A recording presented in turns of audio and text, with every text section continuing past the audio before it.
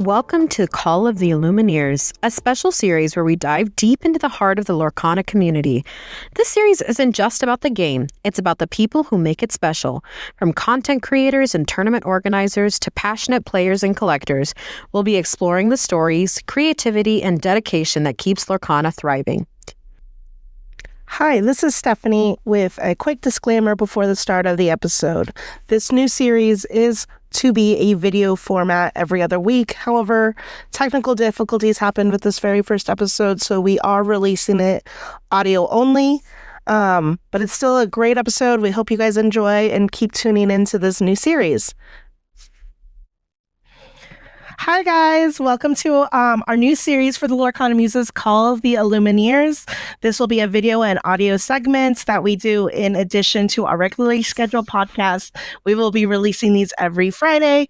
And with us, we have our very first two guests, which is Enchanted Kim and Rebekah Quest. Thank you guys so much for joining us. Hi, thanks for having us. Yeah, super excited to be one of the first guests. Yes, I know. We love your content, so we definitely are excited to have you guys. Before we dive into all the questions, can you guys give us a little bit of background of what content you do, how you got into Lorcana, and just your journey with content creation? Sure. You want to go first? I can go first. I'll let you go first because you're part of why I started making content. So. Okay. Well, then I will go first. So I'm a serial hobbyist. I'll say that. So, I dive in deep when I find something that's really exciting to me. And so I used to play Magic way long time ago. So I had some familiarity with trading card games and I'm a huge Disney fan. So when I heard about Disney Lorcana, it was like in August of 2023, like when it very first launched, but I missed like the hobby release. And of course it was so hard to get anywhere, but I got some stuff ordered when it went live in September everywhere. And then I was so excited about it that I was like, I'm going to make an Instagram account and start making content.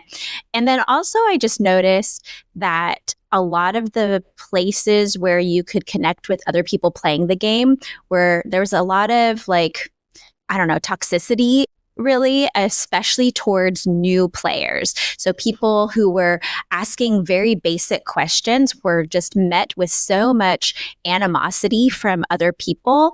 And I was like, oh, can we not do that? And so I decided I want to make a space and make content that people who have those kind of questions can feel comfortable asking them and can learn how to play the game, and who have no knowledge or are here just to have fun, and just being really intentional about creating a positive, welcoming space for everyone. And so that's kind of, as I continued to make content, that's really been like my driving thing, is making content that is welcoming and accessible and positive for mostly casual new players. I don't go deep into strategy, and there's plenty of people doing that out there. And once you get to that point, you can go find those folks and everything. But then also, still having fun, relatable content for the people who have been, playing TCGs forever. So it's been really fun in this journey. And I've met so many awesome people like you all and Kim. So, but that's how I got started. I just got really excited and just kept doing it because the community has been so wonderful. Yeah, I have a pretty similar story where I got into the game around like November of around Floodborne time era. Like Bloodborne had just released, and like my friend was getting really into the game, and he was like, but he is a previous Yu-Gi-Oh player, or still is, and he was like, oh, you should get into this. And I was like, TCG, is that nerd? Not gonna do that. Because I didn't, because I was like, Yu-Gi-Oh, nah, didn't see it interesting to me. But he's like, no, there's this new one, it's Disney characters, and you love Disney. And I was like, oh, this is really pretty. And I pulled my first ever Enchanted in one of the first packs I opened. And I was like, no ooh. Way. Yeah, it was the bell, because we had gotten first chapter. Oh. It was the box, and I was like, okay, I'll open packs, this is fun. And then I opened the bell Enchanted. I was like, oh, this is so cool. And this is not me realizing that Enchanteds are so hard to pull. And so I learned my lesson in Floodboard. I've never pulled a Floodboard Enchanted. So I learned. But after that, I've been very good about playing Enchanted. Anyways, all of that was like, ooh, this is really cool.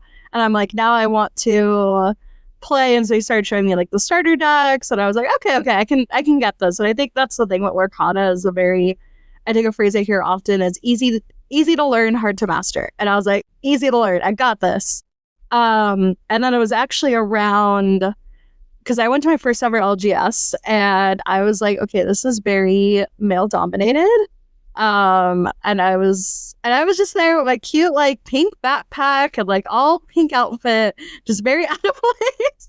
But it was fun. Everyone was super nice and welcoming and I had a good time. But I was like, something's missing. And this was around like the end of January that I went. So it was around literally a year ago. A week will be like a year to like me actually like starting my accounts, where I was like, something's missing in the space. I want to see more females in the space. And like I finally came across Rebekah's content. I think Sarah too at the time, Lorcana Librarian, was also making content.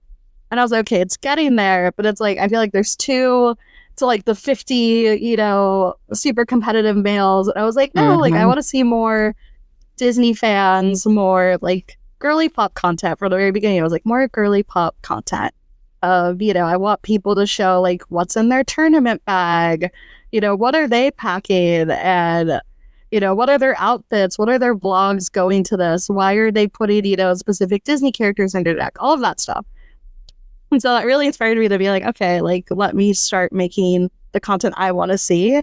And that was that. And I've just been going onwards with that content still, and like working with like Rebekah, Sarah, Missy Enchanted, trying to like still promote that in the space. And Love to Lore is a pretty big accumulation of that too. So yeah, all very exciting stuff. Yeah, no, I mean, I have been following you both since my start and your guys' start, and the content you guys create, and along with Lorcana Librarian, is just amazing to see more girls be in the context. I love that now Lorcana Librarian is also getting into the competitive space. We have Brittany that plays in the competitive space. I love seeing more females getting into that, but also keeping it like cute. She wears her little Lorcana hat, and it's a lot of fun. So love your content. We're so excited to have you both on. It's like local celebrities for us. So yeah, getting into more of the content creation in Disney Lorcana, how do you guys approach making content that is engaging and continuing to make that content without burning out? Oh my gosh. Burning out. Burnout is real. It's that without burning out. That's like asterisk. No. Right. I'm actually really terrible with I know if you talk to a lot of content creators, especially on Instagram, like people will talk a lot about like batching content and as a good way of like not burning out. I don't do that. Same. And Agreed. I have just always, so I have a background in musical theater. I did theater all growing up and as an adult as well. And so I've always been a very creative person.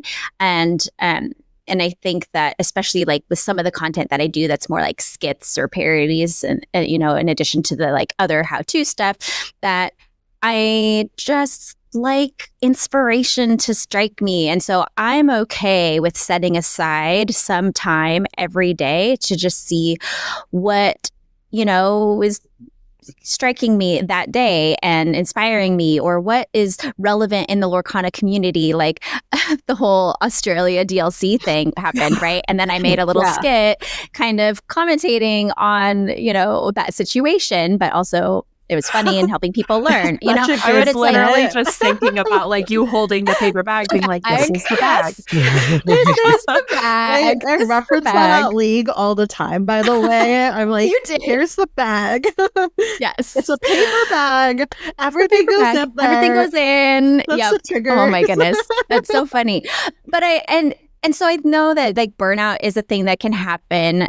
But I I try to still allow for that daily inspiration to come, because I think that that's where I personally do some of my best content creation is, spontaneously, or even just like seeing like what is trending, on Instagram, and what other, sounds or things are going on, and then jumping on some of that in a fun way, in a way that's relevant to the Lorcana community. So I do try to not spend all day on Instagram. That's the hard part, is especially for Instagram in particular. There's so much content to engage with, and seeing what everybody else is doing and all of that too, not to mention all of the other Lorcana content on other platforms that people are creating with YouTube channels and podcasts and everything. And I just have had to allow myself to say, it's okay, I cannot consume all the content out there. And I just can't. I have to limit myself to what I can do for my own content, and then how much other content I can take in. And that's and then also balancing it out with family, because I do have kids and a husband. And so, not that there's ever such thing as balance, but, burnout is real. But that's kind of the space where I live, is just, I give myself time every day to find inspiration and create things that I think that other people will relate to. And that's how I kind of go about creating every day. Most every day. And then I also give my permission to not create every single day. I guess that's the other thing too. Sometimes I just don't. And, or I give myself 2 or 3 days off where I'm not doing anything, and that's okay.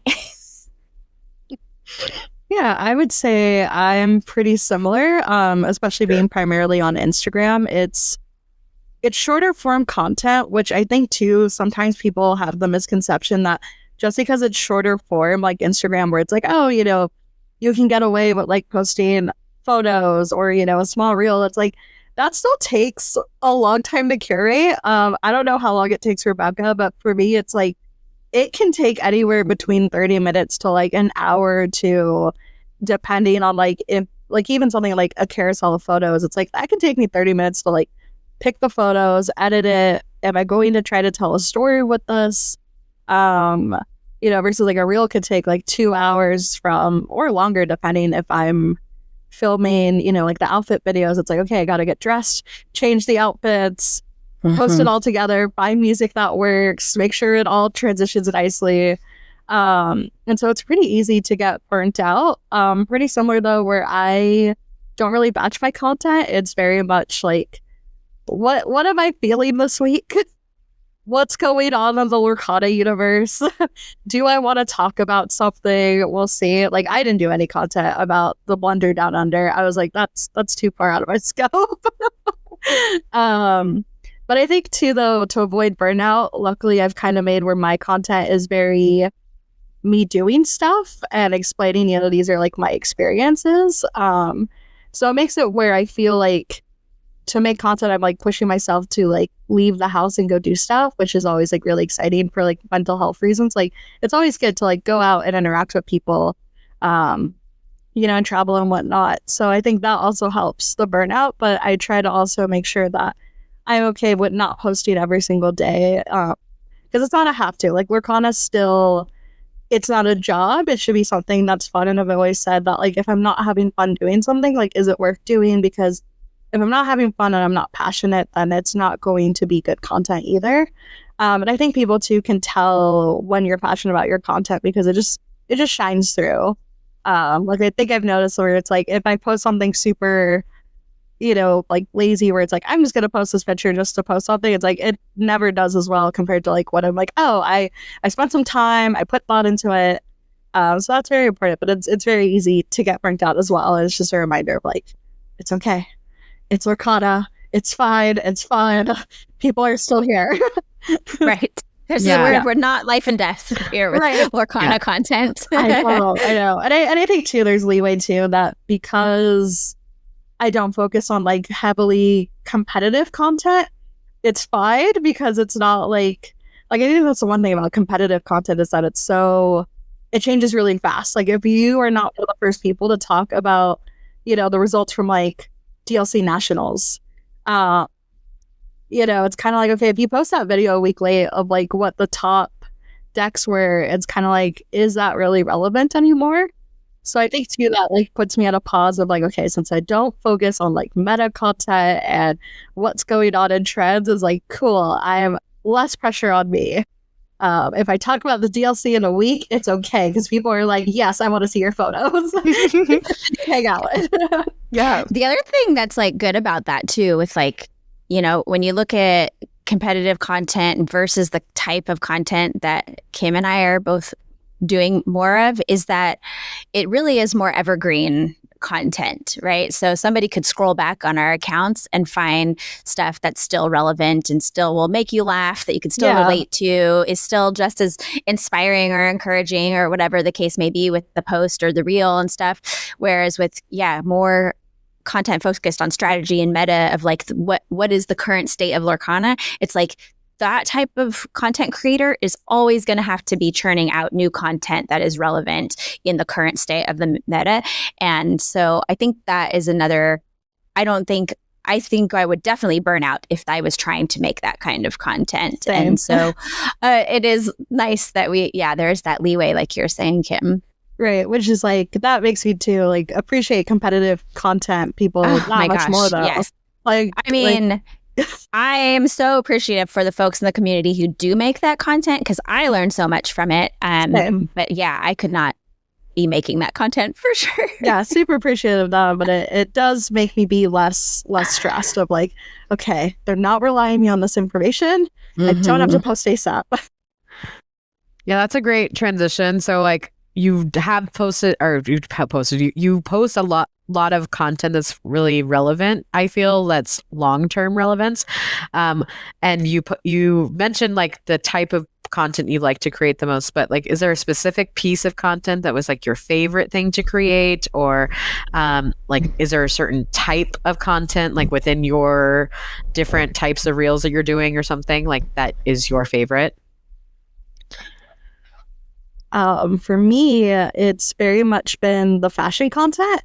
I didn't think that would take off as it has been, because I was kind of like, who's gonna care about fashion and Lorcana? But I guess a lot of people do, which makes me really happy because I've been like, I grew up like wanting to be a fashion designer for the longest time. Like that was like, 7-year-old Kim up until I think like late high school. And then even now, like I'm a hairdresser and like salon owner in my personal life. So it's like I'm always working with like beauty trends and like being in style and stuff. So it's like, oh, it's really cool that I get to mix those two passions together with, Lorcana and Disney and fashion, and like creating, Disney bounds inspired by Lorcana cards. It's like one of my most recent, like one of my favorite pieces of content, which I was really excited to see that like Disney style even commented on them because I've been following them for like years, like I think since I was a teenager. So for them to see my Lorcana style video for Azurite Sea was like super big, and so I was really excited to kind of do something similar for my card reveal for set 7, to do like the 3 coils I got to reveal doing outfits inspired by that. I think that's been like my peak. This is my content, and that's what I want to keep creating as like, this is my favorite kind. I loved those all. Yeah. Like, by the way, Kim, like the 3 outfits with the 3 coils, they were so good. Yeah. And it was just like perfect for you. All the like makeup looks you've done. I mean, even at DLCs has been amazing. I love the content you guys make, both of you. Yeah. I think for me, my favorite, when I look back at all the content that I've created, the series of the inks. Yes. Yeah. The Bachelor video is my favorite. Really good. Favorite Lorcana crossover that we all didn't realize that we needed. So good. So fun. And I actually haven't done an inks video in a really long time, which makes me kind of sad. And mostly the reason is because I don't know, I just again haven't been inspired of like what to bring the inks in for lately. But doing those was funny because the way that it started out was I mean, there's lots of people who do videos like that, you know, on Instagram or and YouTube and stuff.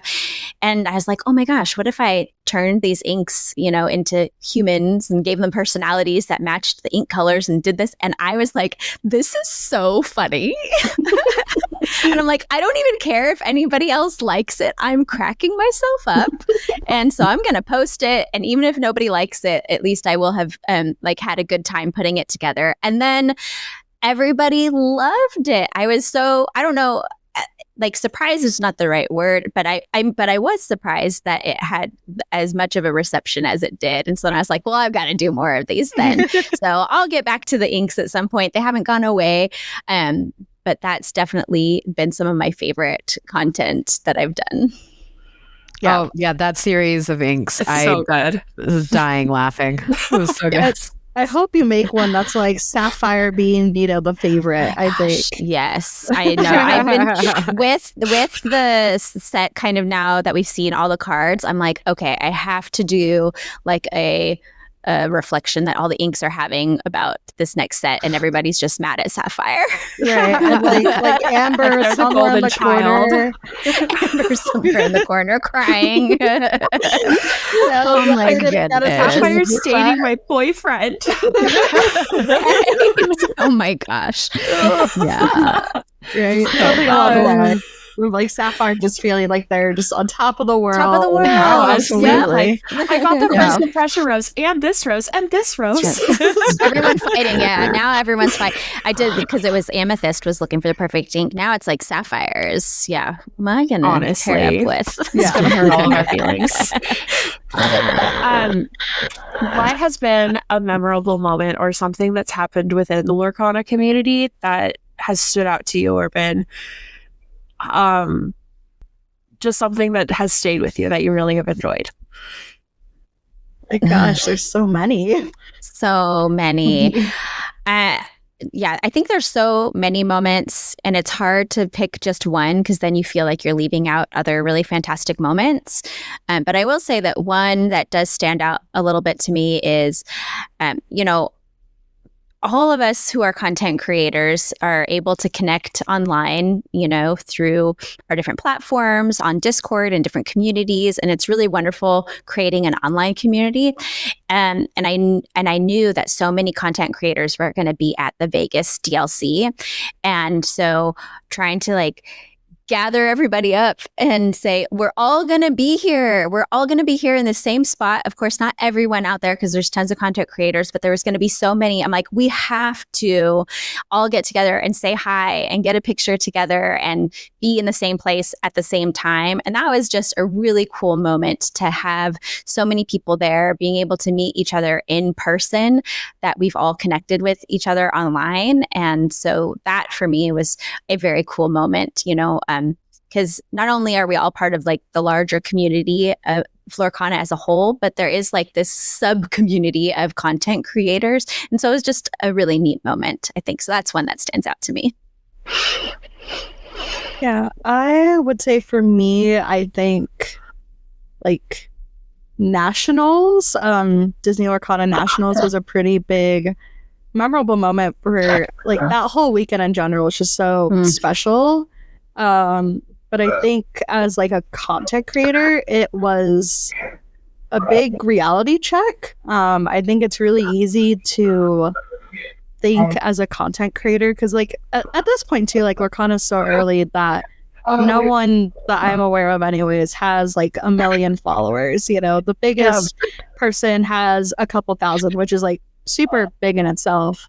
And so it's kind of easy to, at least like for me anyways, to kind of be like, like people know who I am, but like I'm not that big of a deal, or like there's, you know, like sure, people like my content, like there's likes, but it's like, oh, this gets, you know, like 30 or 50. It's like that's not a lot, you know, compared to someone getting 1,000. And it's interesting to go to these big events and, you know, to realize like in my head that someone told me like way long back where it's like, a different content creator where it's like, no, like if you think about like 50 people in a room, that is a lot of people. And thinking about, you know, the hundreds of followers to have and being like, wow, that's a lot of people. But nationals, you know, there's one thing too where I feel like sometimes I get in a bubble of like, you know, these are my Lorcana friends or the people I interact with the most. But then to get out of that bubble and go to these big events and having people be like, oh my gosh, like your content inspired me to make like my own tea parties at my league. And I'm like, oh my gosh, I love that. They show me photos, and that's just like the biggest thing to feel like, oh, like I do have impact. And to see too, like, you know, how Quest in the Park became such like a big thing. Oh, see, that was my favorite moment. See, I changed. Yeah, Quest in the Park. I mean, that one too was just like to see like all the effort and, you know, all of, you know, because it wasn't just content creators. Like majority of the people there were just people that love Lorcana and were like, we wanted to be here for, you know, this Disneyland day. You know, it just shows, like, it makes me feel like, oh my gosh, like this goes beyond like this like little bubble that I thought I was in. And it's like, oh, like what I'm doing is like meaningful and like creating connections and really showing too, like something like Quest in the Park wasn't like, it gave people too who weren't in the competitive scene and weren't like super focused on LCQs and worlds. Like it gave a lot of people a chance that are like, hey, I want to connect with other Lorcana people that want to focus more on the social play and like connecting with others, making friends aspect too, which really just circles back to the kind of content that Rebekah and I try to promote within the community.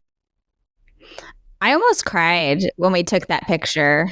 Same. It's like afterwards when we were at Hungry Bear, it's like trying to like decompress from that, like when we were having dinner and being like, this is a reality, like this is a real thing. All these people are here, and yeah, we were the ones who kind of organized it, but like it's like you said, it's all, the community is bigger and there's more impact than we realize, and it's very cool to see something like that come to fruition in such a physically manifest way.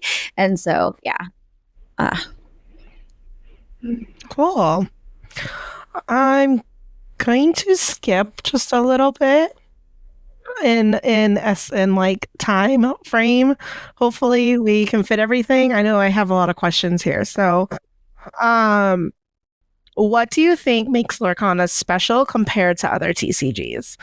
Because that's been the biggest theme we've heard with other players, is Lorcana is such a unique TCG, and I would love your takes on why that is. I think there's a lot of reasons. Yeah. I think there's a lot of reasons for that. Some of the things that come to my mind are because of the Disney IP, right? You're just going to draw people in who are Disney people.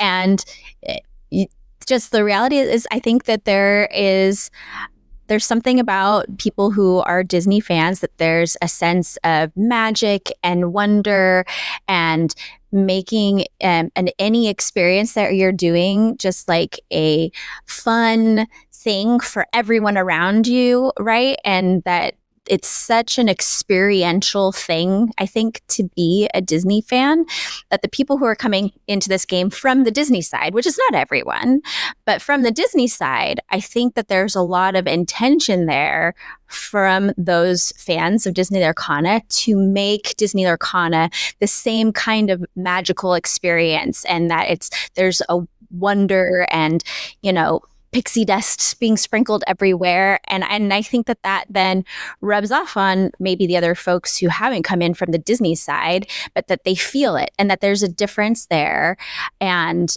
that they're like, oh, this feels good and maybe better in some ways than some other spaces, so let's roll with it, you know, kind of thing. And so I think that, and you also have people, I think a lot more female, non-male people coming into the game. You have a lot of younger people, kids that are in families that are playing the game together. So that also, I think, is a part of it. So it's all those small things, but I do really think that the Disney community as a whole is very much about creating a specific kind of experience, and that's what we're seeing kind of coming about in the Disney Lorcana community. Right. And to add on to what Rebekah said too, just like from what I've noticed, and I've never been, like I said, Lorcana is my first ever TCG, so I personally can't compare it to what it's like for, like the other TCGs, Magic, Pokemon, Yu-Gi-Oh, all that stuff. But getting, feedback from my boyfriend, that's like very early on going to leagues, he would be like, this is like really different than, competing at Yu-Gi-Oh, or like going to DLCs have been very different than going to a regionals. It's just like there's a lot more positivity, seeing, a very diverse crowd than what we are really seeing. Actually 2 weekends ago now, I went to SCG Con in Portland, which is like primarily a Magic event. There were a couple like other like smaller ones, but it's like if Lorcana only took up like 2 long tables, Magic took up the rest of the convention center, along with like, Star Wars was there with like 2 tables, which is great to see that they're trying to incorporate the other TCGs. But just being like, I was there with my friend who also too had only gone to like DLCs prior. Like this is also her first TCG, and afterwards we're just like, it's different. Like, and like the community is just so, like, just the vibe being there, you could just tell. Like, I feel like when you go to DLCs, I've always described it as like a mini Disneyland, because you can just feel like it's magical. All my problems go away. It's like the land of happiness, and see like just all the positivity. Even if like Fort Worth, I didn't really go there knowing people. It was still like my first big event, like, and still pretty new to the community, and I can still tell like the vibe there was super different compared to going to SCG Con. I was just like, okay, they're very intense here. It's a very like bro vibe, because the diversity just wasn't as big.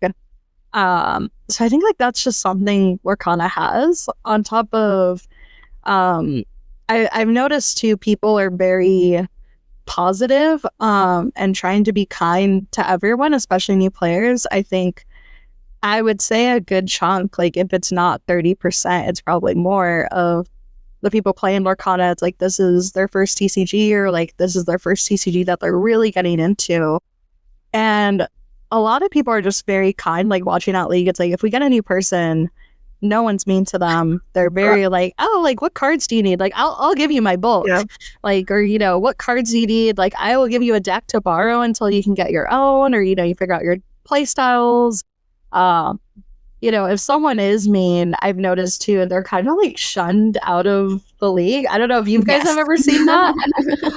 Yeah.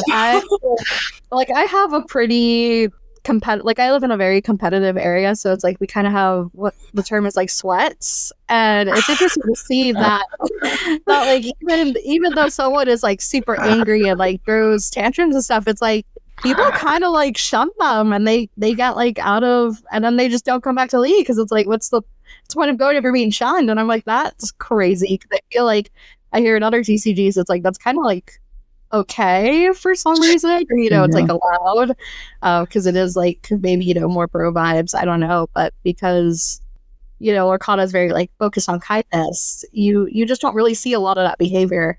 So I think too, like even watching, not to keep bringing up Broomgate, but it was really interesting to see how harsh the reaction was right away. Yeah, we do stand for this in the community, and I've seen just like being in Lorcana within the last year, it's like sometimes I'll get information from other TCGs, like if there was a cheating scandal in Pokemon or something, it's like it was a thing, but it wasn't like the biggest news of the whole world. Where it felt like Lorcana, I was like, oh my gosh, this is a big thing. Like in our house, how dare you? Right. Dare you? Yeah. So I think overall that just makes it where it's like, oh, Lorcana is special because it's just so kindness focused, and like the tolerance for bad behavior is just so low at the moment, especially.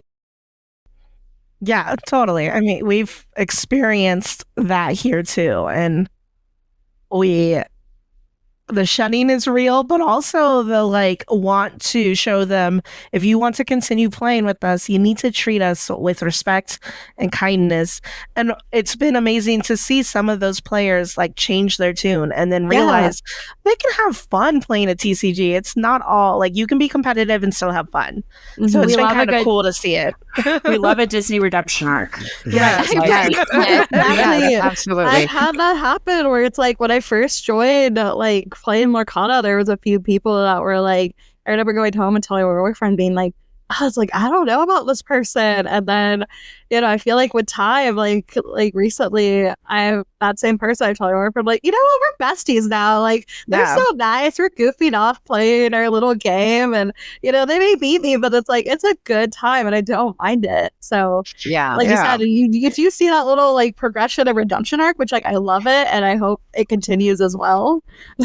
I think that there's a lot to be said for like, demanding is a really strong word, I guess, but to say this is what we expect from people in this community, and if you're not going to, you know, follow our rules, for lack of a better phrase, like, then, you know, maybe this is not the place for you. And I think that we can hold people to, you know, common things like kindness and respect and all of that. And I think that what we're seeing in the Disney Lorcana community is what happens when an entire community is kind of committed to that, you know, on some level, you know, both in person and online. And I hope that it continues to stay that way. I think that we are very fortunate to have the kind of community that we have in Disney Lorcana, and that it will just always take all of us doing our part to make it that way. Yeah. So I know that both of you have mentioned this in your own content, but so like Disney Lorcana has both like a super competitive side and casual side. How do you navigate being more socially focused in an environment that does seem to lean toward the competitive more? Like, what do you do with your balance, like with your content and with your gameplay itself? I don't know. I feel like there really isn't a balance, if I'm going to be honest. It's kind of how I feel. I feel, for me personally, like I said, I live in an area where locals are very competitive.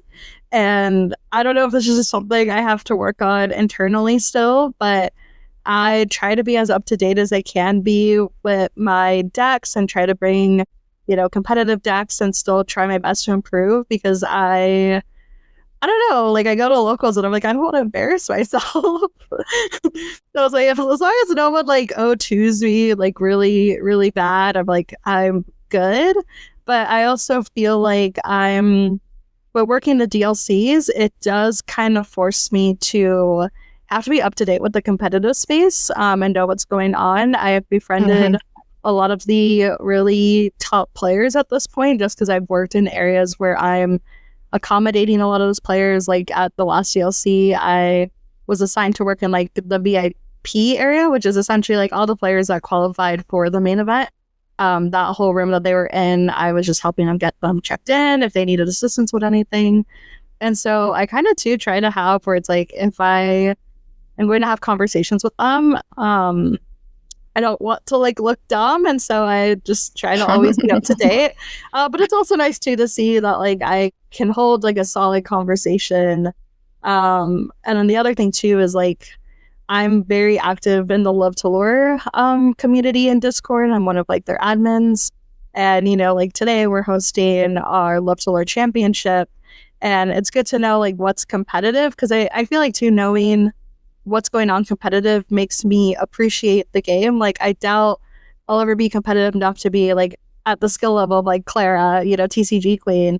But knowing enough about the meta makes it where it's like I can appreciate like her skill level and like, you know, the complex move that she's making and like her spicy deck, and you know, being able to support that even more and be like, okay, like this is what I want to see more of, and like gaining tools to be like, here's how I can support you. Like, you know, if I reshare her content, I know what I'm talking about. You know. Yeah, I definitely think there's, for me, a balance between both what I'm consuming and then how I'm involved in the community and content I create with all of it. I, as a player, typically enjoy social play a little bit more, mostly just because there's so many cards out there. And I'm like, not all these cards fit in a competitive deck, but I want to play with them because they're fun. So let's make fun puppy decks or princess decks or pirate decks or whatever, right? I want to make an Encanto deck, and they're not great, but they're fun. I want to play with these cards that I have. But I do enjoy some competitive play, but I also know that I personally just don't have the time to invest to be at a higher competitive level as a player, with like play testing, you know, and learning the meta really at a deep level in the way that these highly competitive players do. Like when I have conversations with them, I'm like, oh, wow, like you're like eating, sleeping, breathing, all of this stuff. And the way that they talk about things, I'm like, oh, your brain is just built different. That's cool. And amazing. And I love it. But as a player, I do like, I'm a Ruby Amethyst player. I love it. But I mostly play socially. But as far as like content and all of that, I really love learning about the current meta and like what decks are strong. I think it's super, I love watching highly competitive play. I think it's really exciting. I think I learn a lot also when I'm watching competitive play. And so there's tons of those competitive content creators that we were talking about earlier. There's so many of them, and they're so fabulous that I'm watching their content to stay up to date on what the best decks are. What are the cards that are like shifting the meta, you know? With the new set, how is that going to shake things up? And I think that also staying on top of that helps me to stay relevant with the content that I make in speaking to like the fact that Sapphire got so many fabulous cards this last set, right? Like that's really talking about from a competitive aspect, like with the meta, you know, like that Sapphire coil is dumb. And Belle, excuse me, right? But those are all things that the competitive players are, you know, telling us like, oh, these are the cards that are going to show up in a strong way in the next set in the meta, right? So then I can go make a funny reel about how Sapphire is getting all the fun toys while everyone else, you know, is playing with the box. And and that's something that then everyone can relate to no matter what skill player you are. So anyway, all that to say that I love both aspects of the game, and I try to stay on top of all of it, especially because I have been fortunate enough to be, you know, on the commentary team for DLCs. So it's important for me to stay up with it for that, but also just creating content, and it helps me become a better player. That was a lot of words. I enjoy it all. But as a player, I am, you know, I still have not earned yet a fancy shiny card at a set champs, and I'm okay with that. Mostly it makes me sad, but you know, that's just what I have time to invest in the kind of player that I am for right now in this season of life, and that's okay. Yeah, 100% get that. Same. Have you guys ever faced any challenges or pushback from being more socially oriented while you're interacting with the more competitive scene? Never. No, I'm just kidding. Yes. Oh all the time. No, not all the time, but not all the time. I think in the early days it was pretty hard for me anyways. I think like I remember when I was first starting the tea parties, and you know, the tea party started off as like, oh, I want to focus on really pushing people to have a safe space, to feel like they can learn Lorcana or play, you know, their more social deck, you know, like puppies and princesses, you know, and have that space, and really just more like you're trying to make friends and not like play a tournament. And, you know, I very heavily, and I still do like heavily advertise this as, you know, this is primarily leaning to marginalized genders. You know, that's the vibe, because, you know, understandably, like there's been a lot of stories, including myself, where it's like going to League for the first time is really intimidating as a female. And so, you know, that was a focus. And I definitely did get like some DMs that were like, oh, you know, why are you making this, you know, so like female focused? Like, it should be for everyone. Like, how would it feel if like League was like males only? And I'm kind of thinking like, we're kind of happens anyway. Anyway, yeah. You know, back in the day, anyways, it was pretty bad, but I think now it's a lot better. But you know, that was definitely some pushback I had to deal with, and you know, dealing with the emotions of like, oh my gosh, am I doing something wrong? But you know, it was well worth it in the end. Like after the first tea party, to see, you know, there were so many people there about it. It was like, this is my first time going to a Lorcana event, and like this looked really cool, like something that I would feel comfortable going. I made friends at that event, and some friends were going to their first set champs, or you know, some of them were like, we're going to set champs in 2 weeks, you should go. And you know, because they made a friend from the tea party, they felt more inclined to go, or like more comfortable, and they did. And that was like so exciting to see. That's like, oh, that's exactly what I was trying to do, was to have people like big friends and feel comfortable to like keep playing the game and going to these events. Same thing too, like I had another friend who, you know, she didn't feel super comfortable going to like a DLC for the first time, but I was like, well, I'll be there, like we'll hang out. And she did, and she made plenty of other friends there. So it's nice to see that despite the pushback.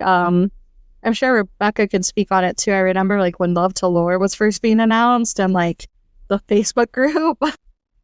Yeah, Facebook can be a terrible place. You know, all I did was say, hey, this new thing is coming, you know, for the marginalized genders. And most of the comments were wonderful and supportive, but there were more than a few that were very negative about it. And eventually, I think we shut off comments on that post. The admins did, because it was started getting out of hand with people and whatnot. But that's a whole nother topic. Yeah, that was a whole... That's a whole thing. I still think that there is some pushback from competitive players against those who want to play more socially. And I think it's important for people to, well, one, to know that it's not like black and white, right? All of us are like somewhere along a sliding spectrum of the type of play that we enjoy. And it's not about players. Like players aren't competitive or casual. It's the type of play that you find enjoyment out of, right? So, and different people will enjoy one more than the other, or on different days of the week, what your mood is, right? So it's not just like us and them kind of thing, right? It's all sliding scale, shades of gray. But then also, I think everyone needs to remember, and I think most people do, that casual play and competitive play are both really important aspects to a healthy trading card game. You have to have both. And I think that when you have, right now, I think generally, broadly speaking, there is more of an emphasis on competitive play in the game. And my personal feeling is that does need to shift going forward. I think there needs to be more support from Ravensburger and Disney Lorcana from like an organizational level for more casual play at League, at DLCs, you know, and other events, you know, hopefully eventually getting that Lorcana quest that they talked about, and just other ways to incentivize stores and players to be involved in the game in a more social way. So I would hope that is coming.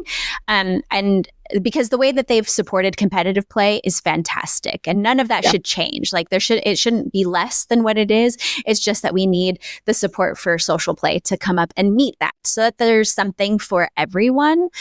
And I think that that's where I've gotten pushback from competitive players, is especially locally, is that our leagues are much more competitive. And when I've pushed back on them to say like, hey, could we do things a little different to be more welcoming and accessible to social players, they don't like that. And so that's been a little bit of struggle. One of the things that I've done personally is I've connected with the other people that I've met through my local store, and we get together outside of League now and have like, we'll go to like a boba shop, and we call it Bobacana. We have Bobacana nights where we all just bring our fun decks, or we play multiplayer games. It does make me sad that I'm not going to League night then to earn points to get promo cards and pins and things like that. But I guess that's the trade-off for me, is I'm like, well, my local league close to me isn't conducive to social play. And so I would rather have an enjoyable experience than go and not have fun just to get the fun cards. And I'll figure out a different way to get a hold of the cards and whatnot. So But I think that there does need to be more in the game and in the community for social play. And I think that most competitive players agree with that. What's, like when you really, like when you have a conversation with people, like someone who's playing a meta deck and is like practicing for the next, tournament that they're going to, doesn't want to sit down and practice against somebody's, spicy Wreck-It Ralph, racer location deck, for funsies. Like that's not good practice for them, so. Right. Yeah. Yeah, it kind of adds to where I, like, even recently too, just kind of that pushback where it's like, I'll be excited about a new card, and then someone instantly is like, that card's not going to go in any tier 1 decks. And I'm like, let me enjoy the new princesses so I can play my princess, like my upgraded princess deck. Even just that pushback, recently has been a thing where I'll be like, look how cool this new card is. Like, she's so pretty and like that has a cool ability. And they're like, it's too slow. I don't let me have it.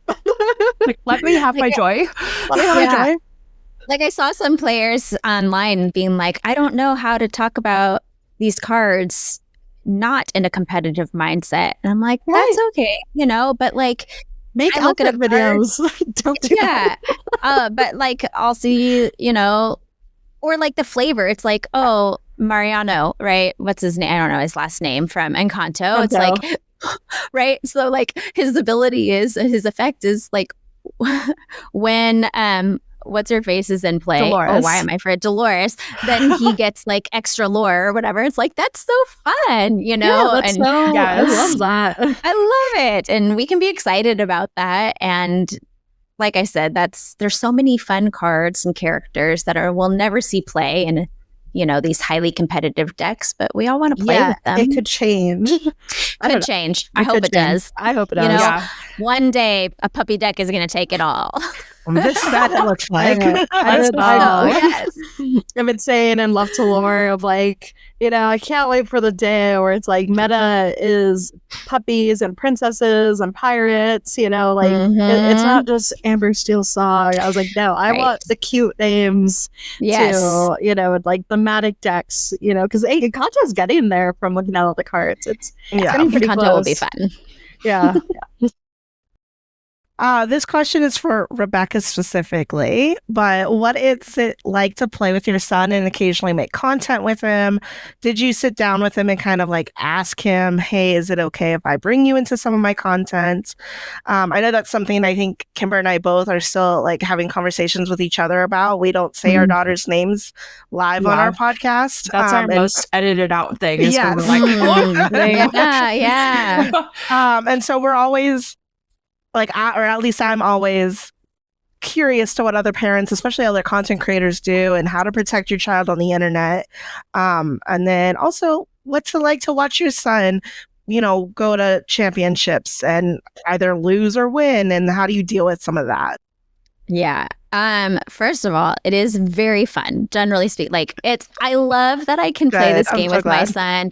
It makes me so, so happy. And that we're now, over a year and a half into this game, that he still enjoys it just makes me so happy. My son is 15. So him being a teenager, of course, is a little different from having a younger kid. Yeah. As far as gameplay goes, of course, he's becoming such a really good competitive player, and it's very exciting to watch him.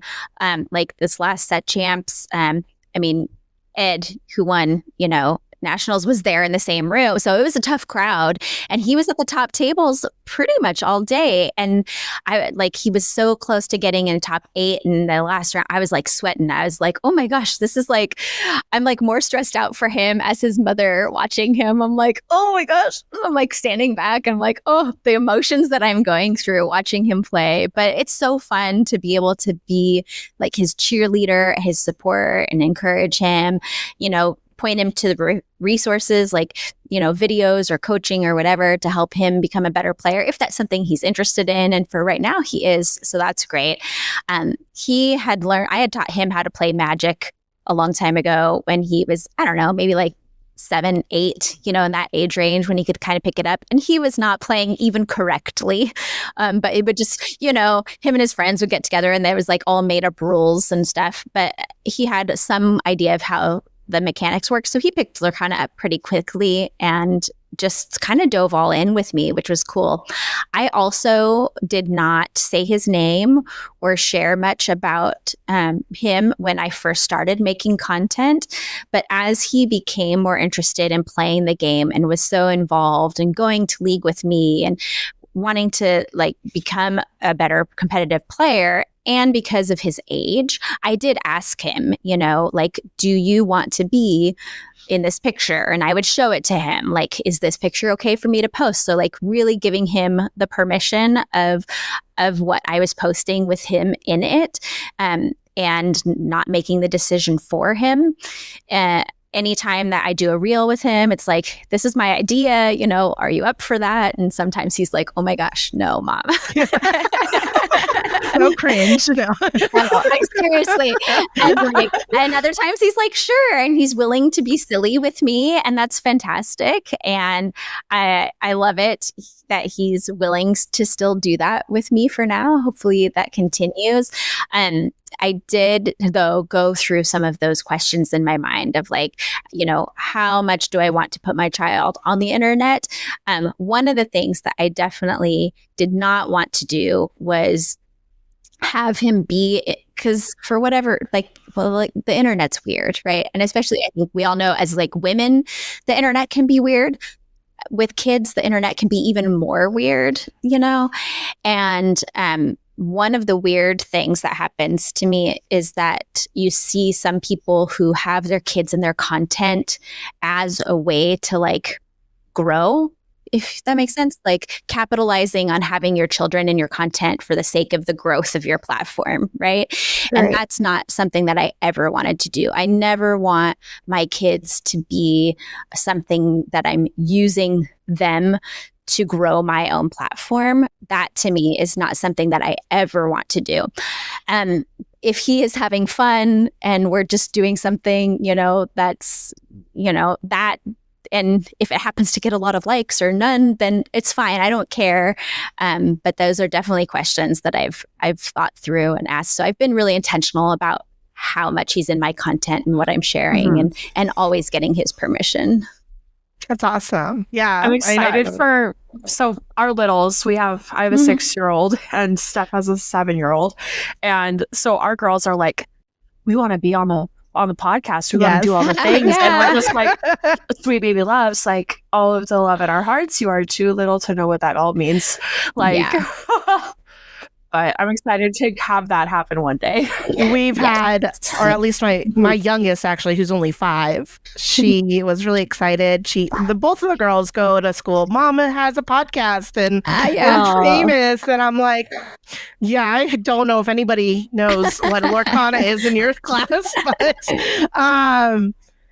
there was a point at nationals where my little wore one of my Muses shirts and took a picture and was asking like, can you put this on your Instagram? I want to share it. And I was like, okay. I think I ended up putting just like the biggest emoji over her head. So you just see her. Yep. And I'm like, that's good. That's fine for now. But I'm always so curious how like parents navigate these. Being a parent is wild and it doesn't come with any instruction. Instructions. I have to say, but I appreciate it. Can I tell you? You can edit this out if you want. Okay, this is an edit. Okay. Okay, so one of the weirdest things that happened with my son being in content was we are also those parents that I don't actually let my kids have social media yet. So my son doesn't have Instagram, so he can't follow me. But all his friends have phones and have Instagram and can follow me. And so he's told his friends, like, oh, my mom has this like huge Instagram account. She's like famous, like, saying that. I'm like, oh, stop telling people that. And he said, so he's like, well, I told my friend about your account and I showed him some of the things that I was in. And so he went and made a fake account and then commented on your video. And I went and I found it, and it was like, "Oh, your son is so cute." I'm like, Well, fine. Teenage boys. I'm like, I bet "Oh you were my happy to have goodness." context for that comment, though. Yes, and but it's like that's like I'm like, well, here's a good lesson for you, Caleb. Is now you know not everyone on the internet says who they is who they say they are because Catfishing. Absolutely. anyway, That's so it funny. was I so love it. random. Does that ever happen though? Out of curiosity, this can all be edited out, but like, does that ever happen where people like I don't know, like at DLC, is there like I have a crush on Caleb or something, or like commented? No. I mean, Yeah. I've had people that will talk about Caleb. You know, they don't. Most people forget that I have another kid. So my daughter is 12, but she's not interested in Lorcana at all.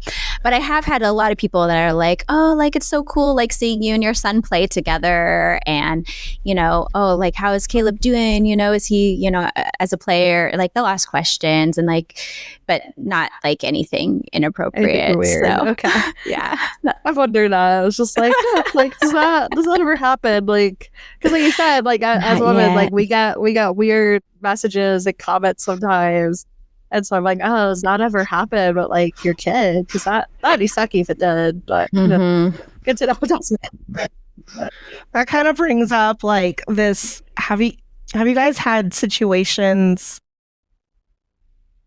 So, like parasocial relationships with content creators. And I know we're smaller content creators, but have you ever had an instance that you kind of felt uncomfortable because of like a listener or follower, whoever comes up to you and knows and is a little bit like too into your bubble, and you're like, Yeah. it's me. Yes. And Yeah. if it's me, then don't tell me. No, I'm just kidding. No, I definitely have had that. I've done like social media content creating since I was a teenager, honestly. So I feel like with Lorcana I've been pretty good about like I've learned the lessons of like how to avoid people being weird, but I think too Lorcana's a whole different animal because it's just like it's so predominantly male still that like sometimes I'm like, are you watching because you want to see me and not really my content?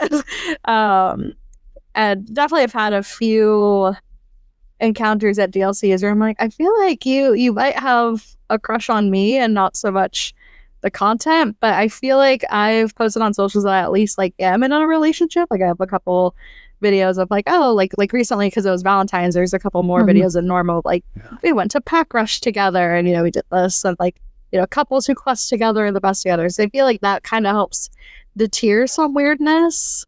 Yeah, but nothing super crazy weird yet, and hopefully not Good. ever. of like nobody sliding into your DMs. No, not Shoot you a that level. shot. No, just definitely like at DLCs where I'm like, okay, I could tell like you are consistently coming to me to ask questions versus like there are plenty of other people, and you want photos with me and like share, and like you always are the first person to like and comment on things, and I'm like, okay, like you might have a little crush there. I would. Yeah, I've only seen a few weird comments from people, but I think generally I put off like really like wholesome mom vibes. And so I don't think that's yeah. So yeah, there's a few things, but never an in-person interaction. Only some things online that have been weird, and it's really easy to just go block and that's it. Which is nice. But luckily, I have not had any like weird in-person interactions, and hopefully, I never do. Cool. I'm hoping. We're getting close to time. So Brittany and Kimber, do you want to like break up the girly pop space, our rapid fire questions? Okay. Yes. So Oh, who's taking it? Oh, hi, Brittany. well, okay, I'm just gonna combine these two. What is your favorite Lorcana card and ink color? So like those two together, like card and ink color. Lorcana, go. Cinderella, Ballroom Sensation, Enchanted, Gosh. favorite card ever. I love the artwork. Favorite color, like ink color, I think on like how the ink colors have like their personality types. I would say I'm an amethyst girly, but I play all between amethyst, steel, and amber, all three pretty equally each set. So those are my Love. Love it. So my favorite card for the art is Seldom All They Seem. Yes. It's just gorgeous. Good choice. The It's so foil on that gorgeous. card. I can't That's get so over good. how beautiful that card is. It needs to be big on a poster or something. Puzzle. I need it. It's so beautifully done. But favorite card to play might be Prepared. Rebekah, low-key toxic. I know, right? Listen, Not okay, expect that. I love Ruby. I have to admit it. I'm like when it comes to more competitive play, like I'm a control player. I love it so much. Oh, Yeah. Okay. Love it. And then I'll do the next two kind of together. Favorite Disney movie and then favorite Disney character. Okay, so I'll go first on this one. My favorite Disney character, I think, is Ariel. It's my favorite character, just because that's the princess I grew up with, in the 90s, and so she will always be my favorite princess.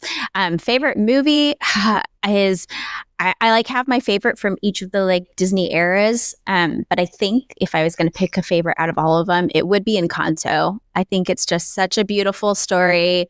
Fabulous music. The art is gorgeous and bright and colorful, and the characters are so great. Like I just feel like it's kind of like the epitome to me of what a Disney movie should do, and it makes me cry every single time I watch it.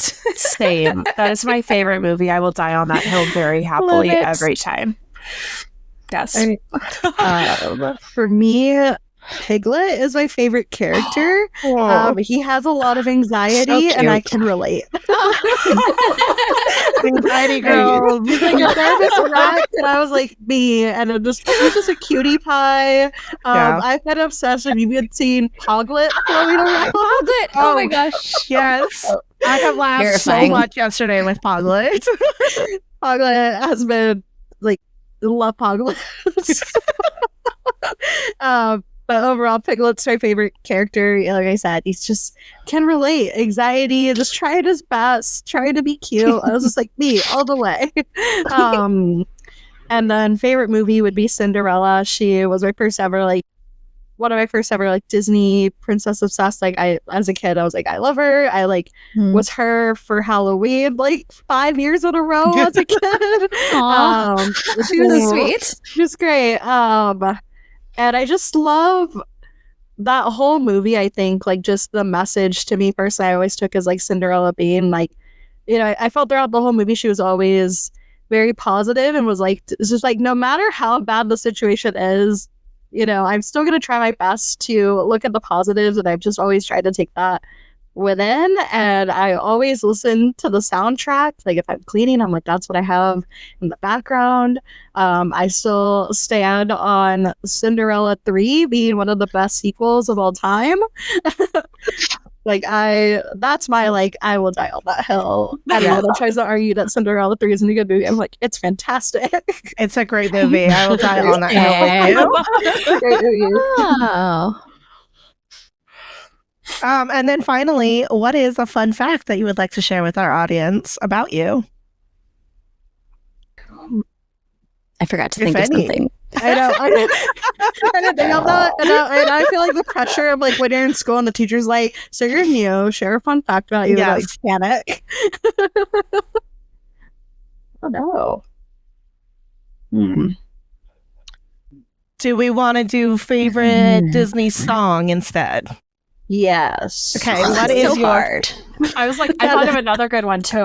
What's your least favorite ink color? Least favorite ink you color? see it, I like that. You're just like, Okay. Sapphire through and through. How dare you have 20 ink? You see it by posts. I'll post every often on Twitter and on or X, I guess, and on Discord where I'm just I despise the Sapphire Cogsworth that gets worn to everything. It makes me do algebra. I hate it. It messes up my math. Oh, the resist. Yeah. Yeah. My least favorite ink color, maybe emerald, I think, to play against. Yeah. There's some cards in there that I'm just like, the discard, the bounce, which part of it? Or all of stuff. it? Yeah. Bounce, I don't mind. The bouncing stuff is fine. I think it's the discard that I just really, really, really, really, really, really don't like. You and Brittany are kindred spirits. Do not. It's true. I like to play my cards. I like to keep my cards. Exactly. Right? Like, I'm fine if They're good cards. I want to keep them in my hands. I'm fine losing as long as I can, like, I want to play to lose, though. I don't want to not play and lose, you know? So, yeah, discard is the worst. Sapphire, ramping and board. It's like, how do you have, like, I have 5 ink and you have 20 ink. What am I supposed to do? Right? Your options are unlimited versus, no. And like I said, and the games are so long, and I'm like sitting there to turns. They are. I like socializing in between rounds. Okay, or like a little like decompress. Let me have my minute. Or need to like go to the restroom, get a snack. Oh my gosh! Anyway. I felt so bad for like the L2L championship going on today, where it's just like it was one of those where as soon as people reported. And everyone like reported that was like the start of the next round, and so I have to look at the deck list later, but I'm like I have a feeling of like who played some version of Sapphire because they kept going to time each day. Always to time. Right, and just did not get any breaks in between, and like because it would start automatically, it's like people would be like, okay, Perry, and like let's start. Versus like in the past when we had a different we used like a different website before. I can't remember the name, but it doesn't exist anymore. And so it used to be where it's like we had to manually hit like, okay, start the next round. And so we would like sometimes be like, okay, guys, like 5 minutes, go use the restroom, take, grab a snack, get some water. Versus this was like, nope, it's automatic. Just keep playing. We're on a time crunch. Interesting. Back to the box. Well, thank you both so much for joining us. For all of our listeners, where can they find you and your lovely content? I'm on Instagram for the most part. Rebekah Quests. And yeah, I'm on Blue Sky a little bit. I'm in some Discord communities around, but most of my content is all on Instagram. That's where you'll find me. And then I'm Enchanted _Kim_ on pretty much all the socials, primarily also on Instagram. That's where I tend to post every day, whether it's stories or actual like posts. Otherwise, I'm on Blue Sky, X, all over the different Discords. Sometimes I'm on TikTok. I don't know. TikTok is its own thing. Its own beast for sure. It really is. Yes. But yeah, those are all the socials. Well, thanks again. For all of our listeners, you can always follow us on YouTube, Instagram, and Blue Sky at the Lorcana Muses or at X on the Lorcana Muses pod. Happy questing! Happy questing! We did not know.